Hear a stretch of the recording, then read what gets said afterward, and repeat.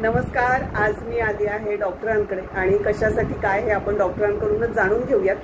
मुख्य म्हणजे माझ्या सासूबाईंचे काही ना काही प्रॉब्लेम्स असतात, ते त्याच्यासाठी काय इलाज आहे याच्यासाठी मी डॉक्टरांकडे आली आहे. आणि आमचे खूप जवळचे मित्र आहेत, तर त्यांच्या आईच्या बाबतीत आम्ही खूप म्हणजे अगदी काय म्हणतात ना, मोठा फरक त्यांच्यात जाणवला. म्हणजे अगदी पाय जो असा आपण सरळ करून चालतो त्या अशाहून पडायच्या वगैरे, पण ट्रीटमेंट नंतर यावेळेस त्यांनी वारीचे पण काही ना काही किलोमीटर चाललेले आहेत. त्या हे एक मोठं उदाहरण होतं आमच्यासमोर.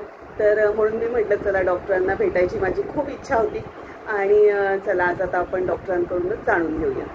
डॉक्टर समीर, नमस्कार. नमस्कार. मला थोडंफार तुमच्याबद्दल माहिती सांगा डॉक्टर, की तुम्ही काय करतात ऍक्च्युली आणि कसं तुम्ही कुठलं शिक्षण घेतलंय. म्हणून ही एक मी तर म्हणते ही जनसेवा आहे तुम्ही ही करताय ते, कारण आता एवढे पेशंट्स मी इथे बघितले ना, मला खरंच अगदी खूप कौतुक वाटतंय. तर प्लीज मला सांगा तुम्ही. नमस्कार डॉक्टर. नमस्कार. माझं नाव समीर विश्राम भिडिये. आपलं एसके ॲक्युपंक्चर हे क्लिनिक गेली 25 वर्षापासून आहे. 2001ला आपलं क्लिनिक चालू केलं. त्याच्याआधी मी ॲक्युपंक्चरचा डिप्लोमा पहिला केला, त्या मेडिकलची एक्झाम दिली, ॲक्युपंक्चरचा डिप्लोमा केला आणि त्याच्यानंतर हे 25 वर्ष कंटिन्यू चालू आहे. याच्यामध्ये आपल्या जवळजवळ आतापर्यंत 1000च्या वरती पेशंट झालेले आहेत. अरे वा, छान. आणि दुसरं ह्याच्यामध्ये कसं होतं की कोणाला गुडघ्याचं ऑपरेशन सांगितलंय किंवा कोणाला बॅकचं ऑपरेशन सांगितलंय, स्लिप डिस्क आहे, हे सगळे patient without operation without medicine खूप चांगले करू शकतात याच्यामध्ये. परत पॅरालिसिस वाले पेशंट खूप चांगले होतात. म्हणजे पॅराप्लेजियावाले पेशंट ज्यांचे पायाखालून पूर्ण ताकद गेलेली असते ते पेशंट चांगले होतात. क्वाड्रप्लेजियावाले चांगले होतात. म्हणजे फेशियल पॅरालिसिस वाले असतात ते पेशंट खूप चांगले होतात. वर्टिगोचे पेशंट खूप चांगले होतात. एक वर्टिगोची पेशंट माझ्याकडे बँगलोरवरून आली होती. तिला 12 वर्ष कंटिन्यू वर्टिन 60ची गोळी घेत होती. अरे बाप. आणि डॉक्टरने सांगितलं की कंटिन्यू तुला लाईफ टाईम गोळी घ्यायची आहे. ती गोळी घेऊन पण तिला बिचारी चक्कर यायची आणि ते चक्कर येऊन ती म्हणजे कुठेही पडायची. डोक्यावरनं आंघोळ केसावरनं आंघोळ करताना तिला पाणी होतं डोक्यावर, ती चक्कर येऊन ती बाथरूमवर पडायची. बापरे. मग तिला ट्रीटमेंट करायला बँगलोरवरून इथे आली होती. कंटिन्यू ट्रीटमेंट केल्यानंतर तिला आतापर्यंत जवळ 10 वर्ष आली, काही त्रास नाही, विदाउट गोळी विदाउट सगळं ती चांगली राहते. अरे वा, छान. एवढं खूप चांगलं झालेलं आहे तिचं. आणि आपल्याकडे जे पेशंट येणार आहेत ते बँगलोर, दिल्ली, केरला, नोएडा, ऑस्ट्रेलिया, दुबई, तिकडनं पण पेशंट आपल्याकडे आता आलेले आहेत सध्या ट्रीटमेंटसाठी. छान छान. आणि वयाचं काही नाही ना, कुठल्याही वयापासून कोणत्याही वयापर्यंत करू शकतो. मी आता 12 दिवसाच्या मुलीपासून ते जवळजवळ 108 वर्षाच्या आजोबांपर्यंत ट्रीटमेंट केलेलं आहे. अरे वा वा, छान छान छान. त्याच्यामध्ये एक आजोबांचं असं होतं की भांडुपला एक होते, कदम म्हणून आजोबा होते, त्यांचं चांगलं फिरणं चालू होतं. 89 वय होतं त्यांचं. अच्छा. आणि 89 वयाचं असताना पण त्यांना सगळं चालत फिरत होते. नंतर त्यांनी ओपन जिम मध्ये एकदा बघितलं की ते वॉकर असतात त्याच्यावरती, आणि वॉकरवरती 10 वेळा करून बघितलं, पुढे मागे पुढे मागे. तर हा सगळा चांगला व्यायाम आहे. त्याने मोजून 250 मारले. अरे. आणि 250 केल्यानंतर ते कंबर जाम झाली आणि पडल्यानंतर त्यांना गोदरेज हॉस्पिटलमध्ये ऍडमिट केलं. हॉस्पिटलमध्ये ऍडमिट केल्यानंतर त्यांनी मणक्यात इंजेक्शन मारली. इंजेक्शन 3 इंजेक्शन दिल्यानंतर त्यांना पूर्ण पायातून ताकद निघून गेली, पूर्ण एकदम हे झाले. त्या डॉक्टरने सांगितलं की आता यांचं ऑपरेशन करावं लागेल, 6 लाख रुपये खर्च येतील. पण ते ऑपरेशन करायला एवढा खर्च तो, आणि त्यांचं मेडिक्लेम नव्हतं तेव्हा आम्ही लोकांकडनं कर्ज काढून करणार आहे. तर डॉक्टरने सांगितलं हे 6 महिने जाऊ शकतात, कारण ह्याच्या पायात रक्तपुरवठा अजिबात होत नाहीये. ओके. पूर्ण पाय काळे पडलेले आहेत, उभे राहू शकत नाही, काही होऊ शकत नाही त्यांचं. मग त्या टायमाला मला तिथे बोलवून ट्रीटमेंट केली. ट्रीटमेंट केल्यानंतर 1 महिना कंटिन्यू ट्रीटमेंट झाली होती. 1 ते 1.5 महिन्यामध्ये त्या ट्रीटमेंटमध्ये ते एवढे चांगले झाले की 19 वय असताना 6 महिन्यात जाणारे व्यक्ती 96 वर्षापर्यंत चांगले हातात काठीने घेत चालले. अरे वा, छान छान. आणि ते व्यवस्थित 96 पर्यंत काही व्यवस्थित हे करून भांडुपला राहत होते. खूप चांगलं तिथे त्यांना हे होतं. त्याच्यानंतर दुसरे एक आणखीन एक पेशंट होते जे की पोलिसामध्ये आहेत, डाळे म्हणून होते. त्यांचं पण ब्रेनचं 5 वेळा ऑपरेशन झालं. बापरे. आणि 5 वेळा ऑपरेशन झाल्यानंतर त्यांची एक पूर्ण लेफ्ट साईड पॅरालाइज झाली होती. त्याच्यानंतर त्यांनी कर्नाटकला फिरले होते, कर्नाटकमध्ये गेले होते. कर्नाटकमध्ये जाऊन 5-6 वेळा ट्रीटमेंट करून आले. फिजिओथेरपी 2 वर्ष घेतली, तरी पण काही फायदा होत नव्हता. नंतर मध्ये पूर्ण आवाज सगळा गेला होता. नंतर मग आपली ट्रीटमेंट चालू झाल्यानंतर, ॲक्युपंक्चर ट्रीटमेंट कंटिन्यू केल्यानंतर त्यांना पूर्ण चालायला लागले, सायकल चालवायला लागले आणि पुन्हा ते पोलिसात जॉईन पण झाले. अरे वा, छान. एवढं चांगले रिझल्ट आपल्या ॲक्युपंक्चर मध्ये मिळतं आपल्याला. Very good. खूप छान काम करताय डॉक्टर तुम्ही. आणि थोडंफार तुम्ही मला दाखवू शकाल का की कुठले काय मशिनरी आहे किंवा कसं काय तुम्ही ट्रीटमेंट देतात ते? या आपल्या अशा निडल्स असतात ॲक्युपंक्चरच्या. ओके. या अशा निडल्स असतात. या निडल्स ज्या आहेत त्या प्रत्येकाला वेगवेगळ्या असतात. म्हणजे घरात कोणी जरी असतील तरी पेशंट वाईज त्या तुम्ही वेगवेगळ्या टाकतो आम्ही. बरोबर आहे. आणि दुसऱ्या अशा या मशीन असतात ॲक्युपंक्चरची. हे स्टिम्युलेटर मशीन असते. अच्छा. ती त्या पॉइंट्सला आपण हे करायची. निडल लावल्यानंतर कारण ॲक्युपंक्चर मध्ये काय असतं, शरीर स्वतः औषध बनवतं. आपली एनर्जी बनवायचं काम, एनर्जी बॅलन्स करायचं काम ॲक्युपंक्चर करतं. ओके. म्हणजे आपण एक साधारण त्यांना वाट देतो त्या आजारावर मात करण्यासाठी शरीरालाच आपल्या गाईड करतो जणू एक प्रकारे ना डॉक्टर. आणि ह्याच्यामध्ये कसं असतं की थोडी ट्रीटमेंट कंटिन्यू करावी लागते, पण कंटिन्यू केल्यानंतर तुम्हाला लाईफ टाईम त्रास होत नाही. ओके. म्हणजे साधारण तरी किती आजारानुसार ठरतं का? प्रत्येक आजारानुसार तर ते हे असतं. त्याच्यावरती तुम्हाला सर्दी खोकल्यापासून ते पॅराप्लेजिया, पॅरालिसिस एवढ्या पेशंट पण चांगले ट्रीटमेंट सगळ्या याच्यावरती आजारावरती होतात. ओके. हे आपलं पूर्ण 5,000 वर्षापूर्वीचं सुश्रुत मुनींनी लिहिलं सूची संहिता म्हणून आपलं स्वतःचं शास्त्र असून पण ते आपण काही डेव्हलप झालं नव्हतं. हो बरोबर. चायनावाल्यांनी ॲक्युपंक्चरचे एजंट डेव्हलप केलं आणि तिथून आता पुन्हा आपल्या इथे आलेलं. बरोबर. तेच होतं ना डॉक्टर. आपलं आयुर्वेद किंवा आपलं शास्त्र खूप आहे महान, पण नाही त्याचा तेवढा उपयोग होत. लोक विश्वास ठेवायला नाही बघत आणि डॉक्टर आहेत तर त्यांच्याकडे जाऊन ऑपरेशन म्हणा किंवा काय करायला तयार असतात आणि पैसे नसले तरी काही ना काही जुगाड करून. पण हे आपले महत्वाचे इझी नाही म्हणत मी, पण हे जर असेही इलाज अवेलेबल आहेत आपल्याकडे तर त्याचा फायदा घ्यायला हरकत नाहीये ना. बरोबर. खूप चांगलं होतं याच्यामध्ये. आणि दुसरं कसं असतं की आता डॉक्टरने ऑपरेशन केलं गुडघ्यांचं तर तो माणूस मांडी घालून बसू शकत नाही किंवा तो खाली बसू शकत नाही. बरोबर. पण तसेच जे विदाउट ऑपरेशन जे आहे, ज्यांना ऑपरेशनची गरजच आहे, ते आपल्याला ट्रीटमेंट केल्यानंतर मांडी पण घालू शकतात, वज्रासन पण करू शकतात. एवढे चांगले झालेले आहेत. बरोबर. आपली एक पेशंट होती, त्या गांधी म्हणून त्यांचं सरनेम होतं, तर त्या ट्रीटमेंटला आल्या होत्या माझ्याकडे. तेव्हा पहिलं 2 माळे चढून आले होते. दुसऱ्या रूममध्ये होतं 2 माळे. आता तर लिफ्टचा प्रश्न नाहीये. तर 2 माळे चढून आले होते.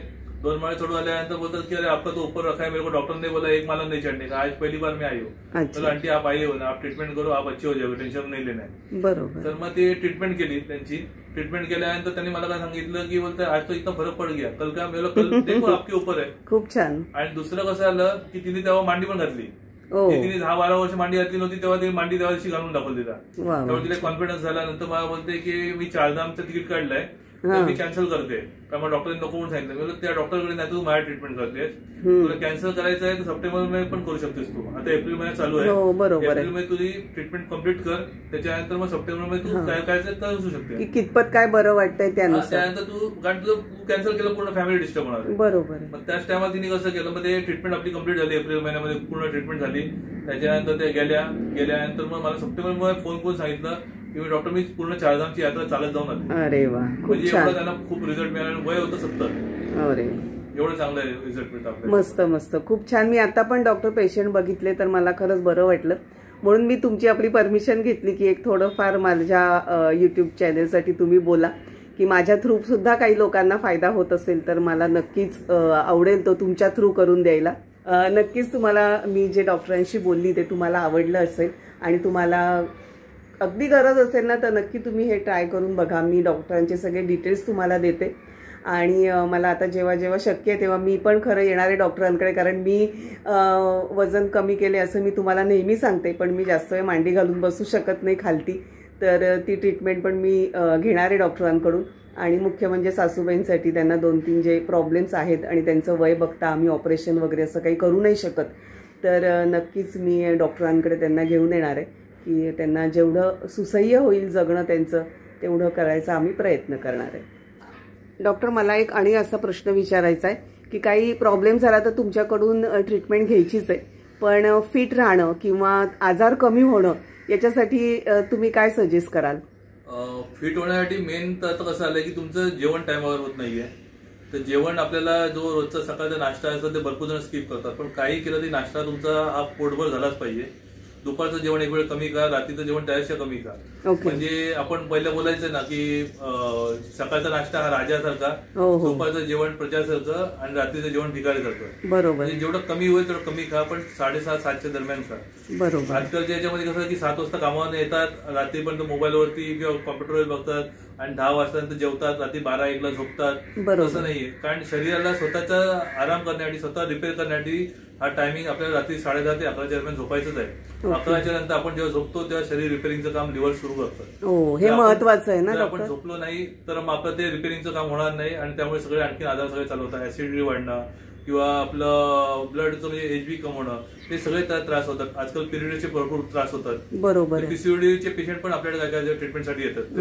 तर त्यांना पण मी ते हेच सांगतो की तुम्ही टायमावर झोपा, टायमावर जेवा, हे महत्वाचं आहे तुमचं हे करा. बरोबर आहे. आणि थोडंफार एक्सरसाइज वगैरे ह्याच्या बाबतीत मध्ये आपलं जसं पूर्वांनी केलं, सूर्यनमस्कार करा, जमलं तर जेवल्यानंतर वज्रासनात बसा, तुमचं डायजेशन खूप चांगलं होईल. आणि जेव्हा आपल्याला खाली बसून जेवायचं, जास्तीत जास्त करून खाली बसून जेवा, मांडी घालून जेवा. आणि जर तुम्हाला खाली बसायला जमत नसेल तर वरती घ्या, मांडी घाला. म्हणजे कारण मांडी घातल्यामुळे आपले इकडचे जे ब्लड हे असतात ते पोटामधले ऍक्टिव्हेट होतात आणि त्यामुळे डायजेशनला लवकर मदत होते. तो खूप एक चांगला फायदा होतो. शाळेत आपल्या कवायतीचे जे हे सगळे हे दाखवले होते तर ते आपल्याला रोज करायचे. बरोबर. आणि कॉम्प्युटरवर तुम्ही काम करता, कॉम्प्युटरवर काम करताना कंटिन्यू अर्धा तासाच्या वर जास्त बसायचं नाहीये. कारण त्यामुळे तुमचे मसल्स टाईट होतात. आजकालच्या मुलांमध्ये जवळजवळ 20 माझ्याकडे आता जे पेशंट येतात, व्हर्टिगोचे पेशंट तसेच आहेत. व्हर्टिगो स्पॉन्डिलोसिस वाले 20 ते 22 वर्षातले भरपूर जण आहेत. अरे बापरे. म्हणजे थोड्या वेळाने उठलं पाहिजे जागेवरून, मुवमेंट करायची. एकाच जागेवर बसतात तुम्ही, एसी मध्ये बसतात आणि त्यामुळे त्रास होतात. ओके. आता एसी पण आपल्याला काय काय असतात ते घेतात 20-22 वरती, तसं नाहीये. 26-27 वरती 20 करायचं आपल्याला एसी जास्त. जेवढा होईल तेवढा एसी अवॉइड करा. कारण त्यामुळे काय होतं की एसी मध्ये राहिल्यामुळे आपल्याला जे ऑस्टिओपोरोसिसची सुरुवात होते. ओके. आपल्या हाडांना त्यामुळे त्रास होतो, वातावरण त्रास वाढतो. रात्री लवकर झोपायचं 11ला, सकाळी 6च्या अगोदर उठायचं. 6 वाजता उठा, फिरायला जा, तेव्हा तुमचे लंग्स ऍक्टिव्हेट चांगले होतात. सकाळी जास्त तुम्ही व्यायाम कराल, त्यामुळे योगा करा, त्यामुळे जास्तीत जास्त तुम्हाला ऑक्सिजन मिळेल आणि तुमच्या लंग्सच्या याच्यामध्ये तुम्हाला खूप फायदा होईल. ओके. डॉक्टर, तुम्ही सांगितलेल्या ह्या सगळ्या गोष्टी अगदी छान लक्षात ठेवू आम्ही. आणि मला मगाशी तीच मजा वाटली, तुम्ही बोलले पेशंटला की घरी जाऊन रोजच्या रोज हे व्यायाम करायचे कवायतीचे. तर आता मी पण ठरवलेलं आहे, कधीतरी मी आळस करते व्यायाम करायला, पण अजिबात करणार नाही. जेवढी मेहनत करून मी वजन पण कमी केलंय तर कधीतरी आळस करते, पण संपूर्ण शरीराला खूप गरज असते व्यायामाची. डॉक्टर, मी सुद्धा ना आपले सगळेच हे कवायतीचे व्यायाम वगैरे मी करत असते ते, आणि खरोखर त्याच्याने मला खूप फरक पडतो. दिवसभर जी मी ऍक्टिव्ह राहते ना त्याच्याने मला एकदम म्हणजे काय म्हणतात ना, हाताचं रोटेशन आहे, सगळंच अगदी कंबर मान जे आपले साधे सुधे व्यायाम आहेत ना ते करते मी. स्टार्टिंग त्याच्याने करते वॉर्मअप म्हणून, आणि मग बाकीचं. तर खूप मला पण त्याचा फरक पडलाय.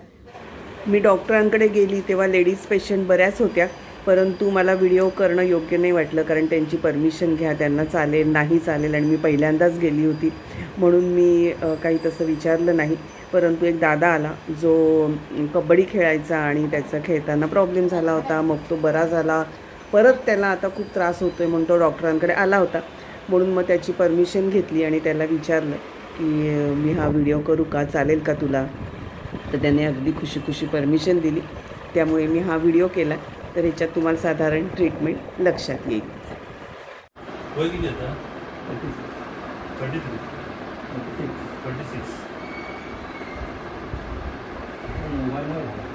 हो, मोबाईलमध्ये सगळे त्रास आहे.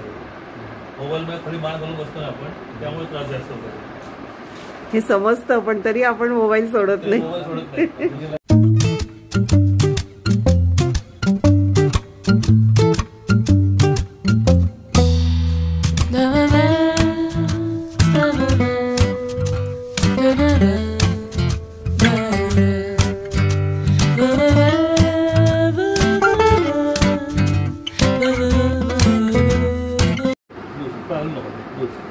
श्वास घेऊ.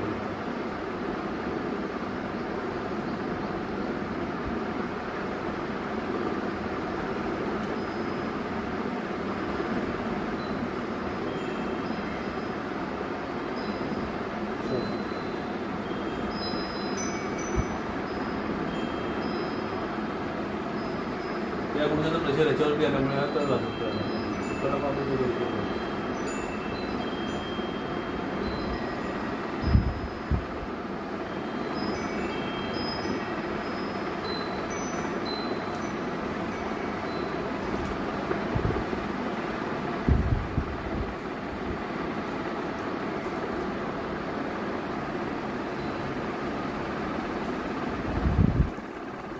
याच्यामध्ये कसं असतं की या सुया जे आहेत ना, ते ब्लड सर्क्युलेशन वाढवायचं काम करतं, आपलं मसल्सला ॲक्टिवेट करायचं काम करतं, आणि हे पॉईंट्स आपले शरीर स्वतः रिपेअर करतात.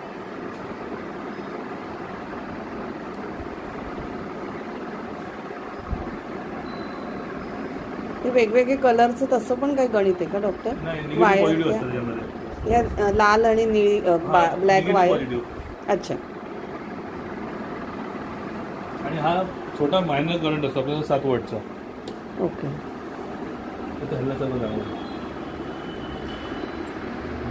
बस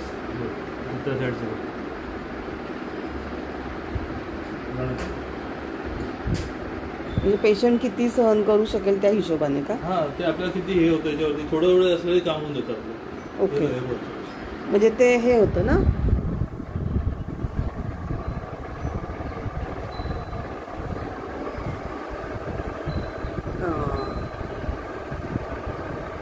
तसं टोचल्यासारखं ते स्टिम्युलेशन होतं इथे. अच्छा.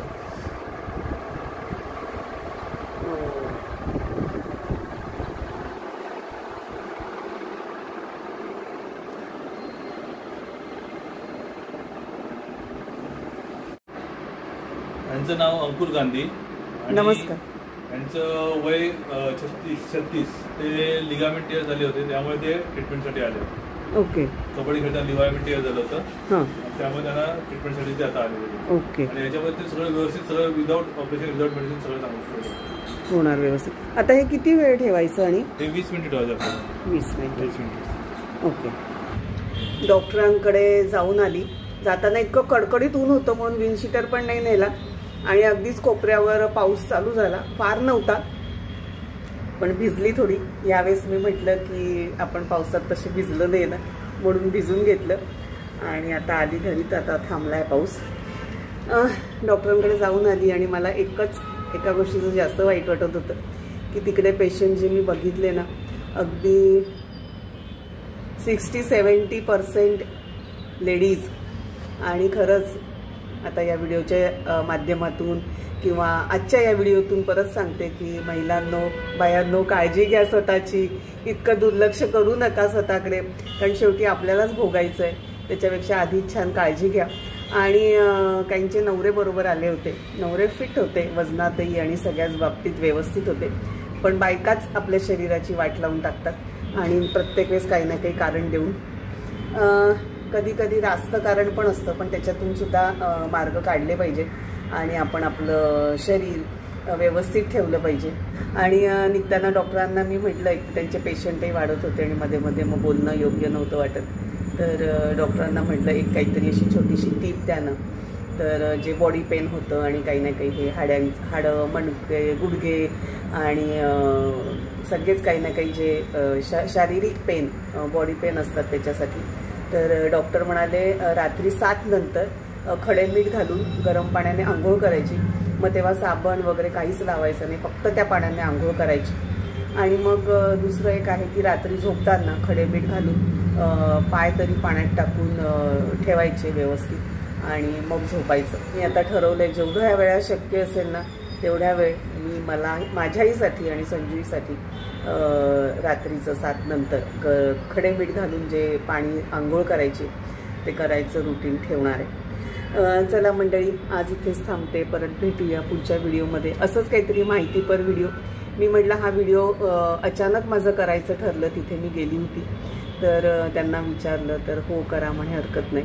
त्यामुळे तर कसा झाला आहे व्हिडिओ माहिती नाही मला. जे पटपट काही गोष्टी बेसिक्स सुचल्या त्या डॉक्टरांना विचारल्या. पण तुम्हाला काय तुम्हाला फायदा करून घ्यायचा आहे या बाबतीत तर तुम्हाला कॉन्टॅक्ट नंबर मी डिस्क्रिप्शनमध्ये देईनच. तुम्ही कॉन्टॅक्ट करू शकता डॉक्टरांशी. जे पण आहे ते तुम्ही व्यवस्थित बोलू शकता. कारण कधी कधी असं होतं काही ट्रीटमेंटसाठी 30-30 दिवस पण जातात किंवा काही 5-7 दिवस म्हणा किंवा काय वय आणि सगळं तो आजार कितपत कसा काय आहे त्यानुसार सुद्धा त्याचं टाईम लिमिट आहे की कधीपर्यंत काय होतं आणि पर सिटिंगचे ते पैसे घेतात. तर तुम्हाला काही गरज असेल तर नक्की कॉन्टॅक्ट करा.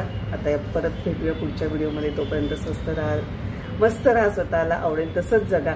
माझ्या सगळ्या मैत्रिणींनो आपली तब्येतीची काळजी घ्याच घ्या प्लीज.